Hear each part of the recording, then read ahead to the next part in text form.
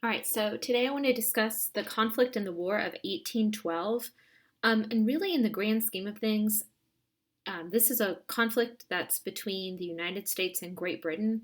Great Britain really sees this as an extension of those Napoleonic Wars because, in their mind, it's fought over the United States trying to trade with France and Britain trying to enforce a blockade of all trade with France.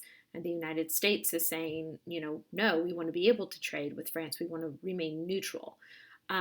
We talked with Jefferson about the blockades or the embargoes, excuse me, of 1807, and then there's another one in 1809, and nothing is really working. You have this issue of impressment, that the British are impressing Americans into the service. That's the view. And so the United States sees this as sort of like a war for legitimacy to tell Britain to take them seriously. The war is going to end in 1812, which is why it's the War of 1812, but there's not going to be a treaty until, or a ratified treaty until 1815.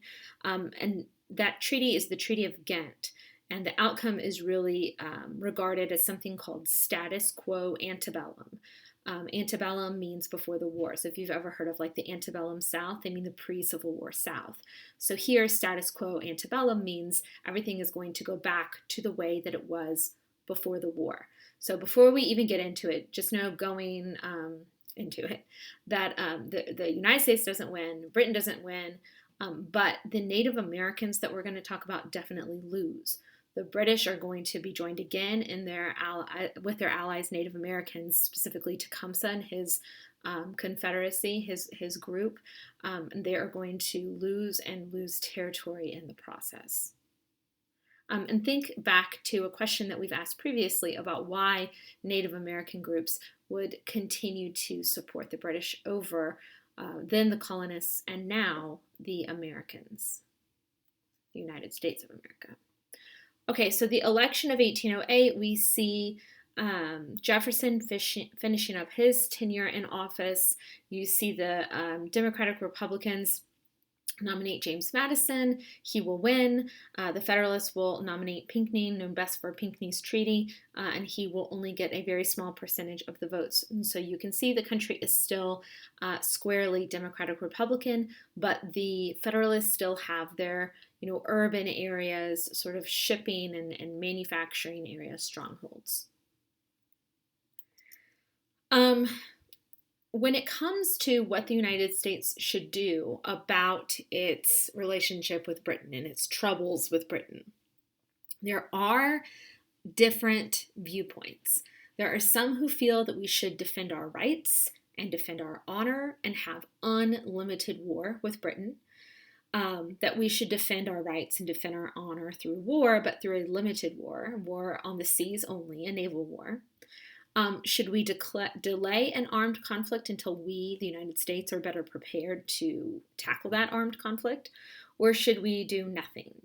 Let's not puff out our chests too much. Rights and honor are not worth bloodshed. And as you know, because this is entitled The War of 1812, we're really going to go with option A here. In 1811, this is Tecumseh. We were talking about Tecumseh and his confederacy, who will ultimately be defeated during the war. The war with Tecumseh, or the skirmishes with Tecumseh, are also what sort of touch off the war. The Americans are going to accuse the British of arming Tecumseh and encouraging him to start an uprising against the United States. And the conflict is going to take place in this Indiana territory. And the American who's going to lead U.S. troops into battle against Tecumseh and his forces is a man named William Henry Harrison. And he will, the famous battle is the Battle of Tippecanoe. He will become president, and his slogan will be Tippecanoe and Tyler too. And John Tyler is his vice president. William Henry Harrison will die in office, by the way, because it's like really cold. He gives his inaugural address, and he doesn't want to appear unmasculine and masculine. And so he doesn't wear a coat. He gets pneumonia and he dies. He's only in office for 30 days. But the Battle of Tippecanoe is important. So, where was the War of 1812 supported by public opinion, and where was it not supported by public opinion. And really interestingly, it sort of divides right along those same lines that we had discussed previously, the election of 1812. So why go to war? There's a claim that Britain is inciting Native American violence against the United States, the issue of oppressment, and also cutting off trade that we mentioned at the beginning. England is very focused. There's a lot of disunity amongst the American population, as we showed in that last slide. The U.S. Army is very poorly trained, very poorly disciplined. There's some questionable strategy being deployed against Canada. And so people are very concerned going to war. But on June 1st of 1812, James Madison is going to issue the following war message.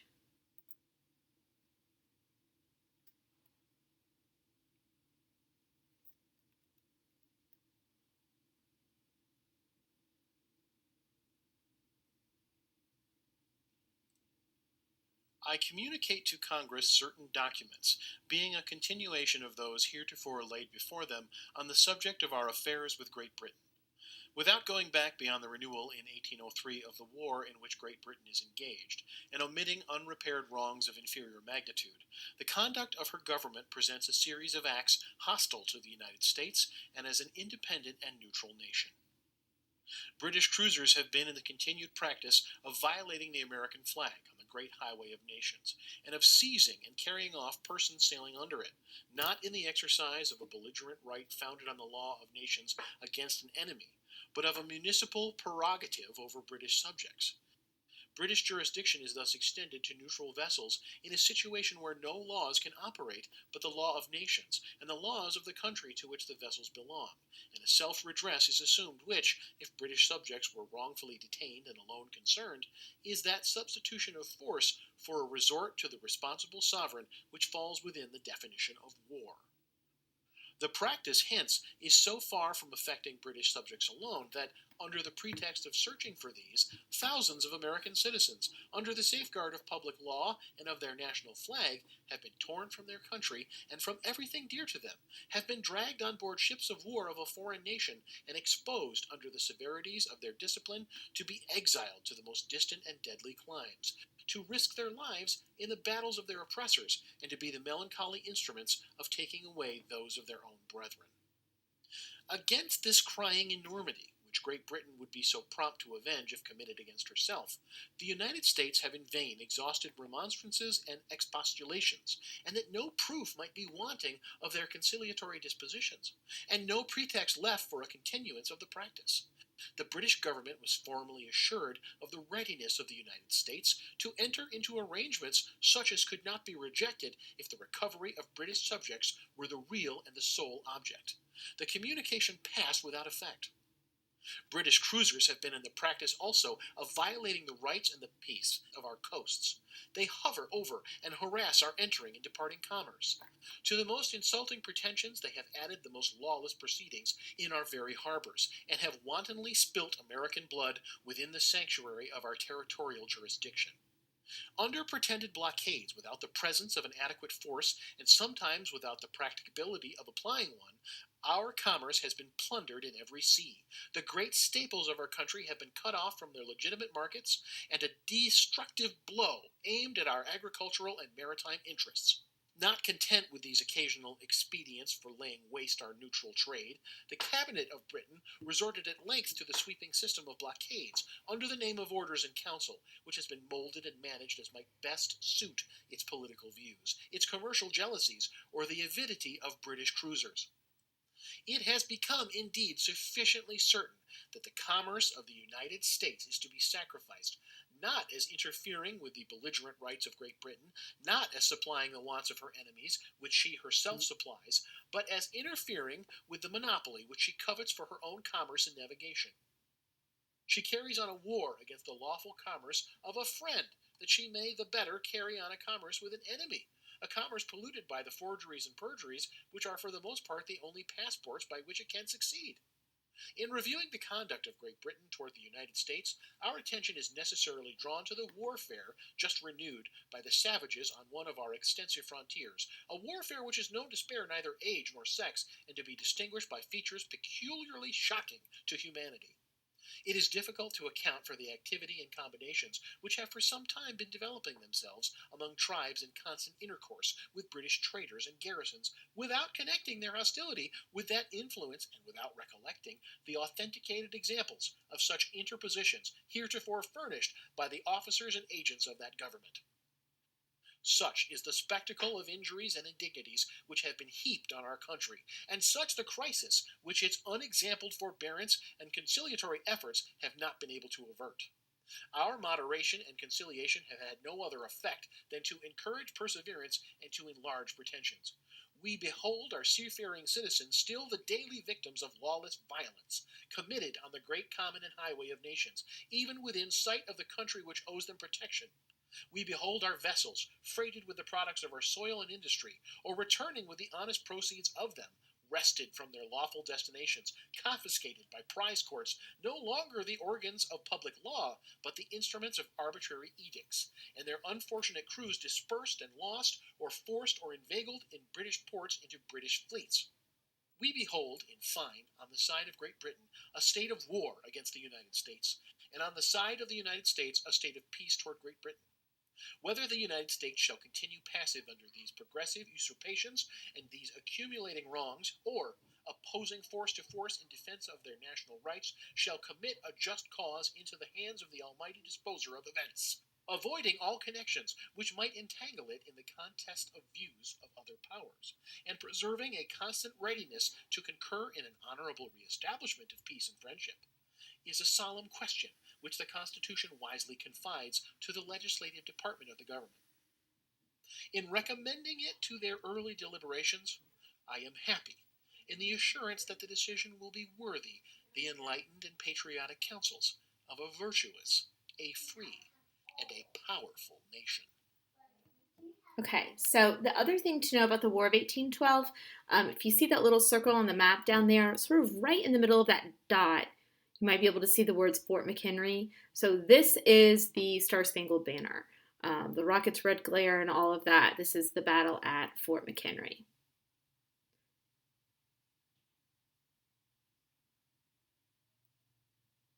The Treaty of Ghent, Russia is going to mediate.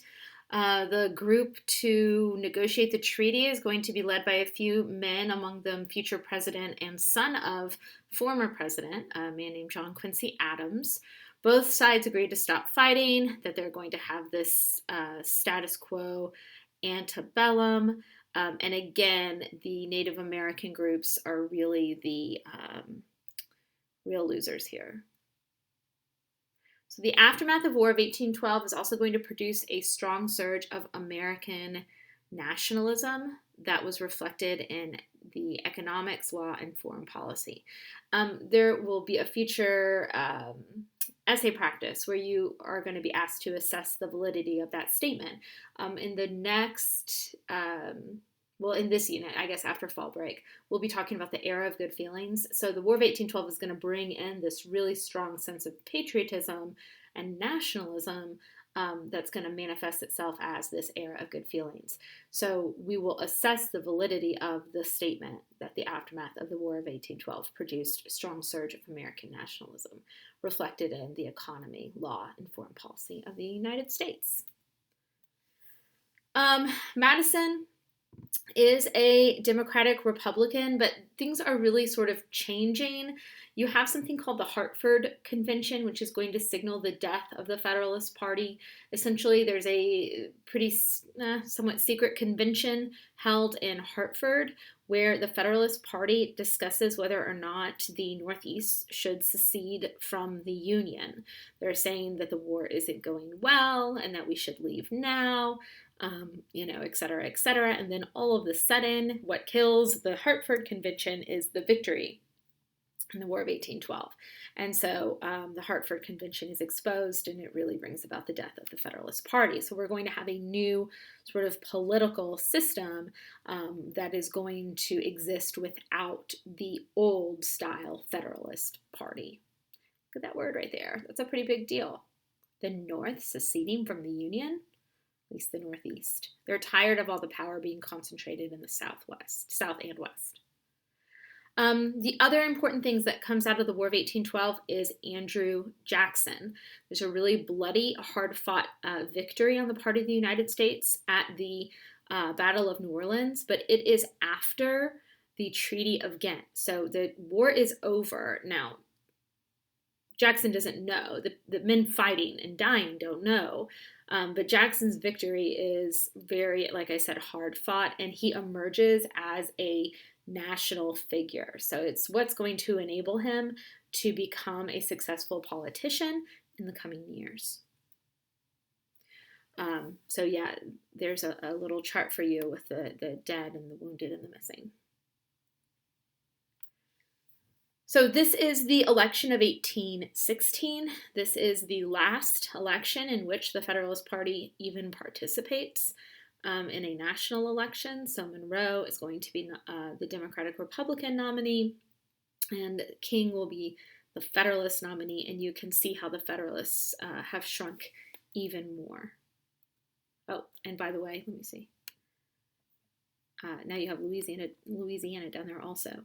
So as these Western territories that are added under Democratic Republicans become states, the idea is that they're going to be anti-federalist as well.